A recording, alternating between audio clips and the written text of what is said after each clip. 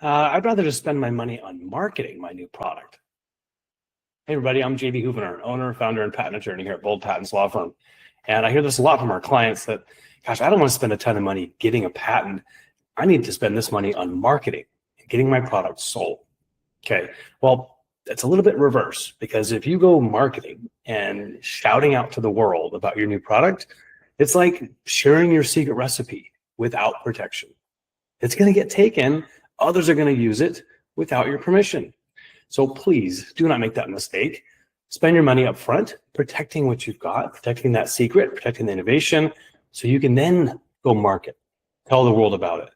You can take things in steps. You don't need to go spend 2 years and two salaries worth of investment in intellectual property.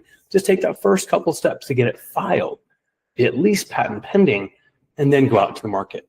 So take that piece of advice and listen to these 3 examples of inventors that did just that.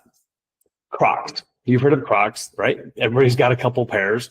You wear them around the house, you wear them out gardening.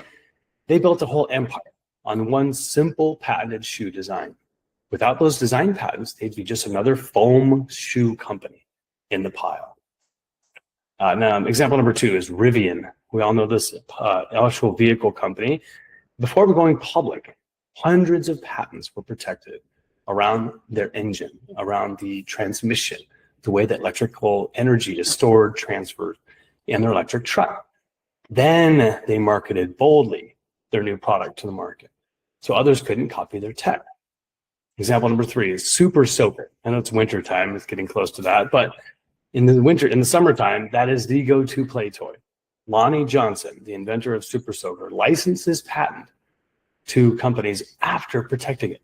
So he didn't go market and talk about licensing, talk to others, using, without having protection. So he was smart, turned that licensing conversation into royalty checks, and the rest is history. So market what you've built and protect what you've built first before going to market.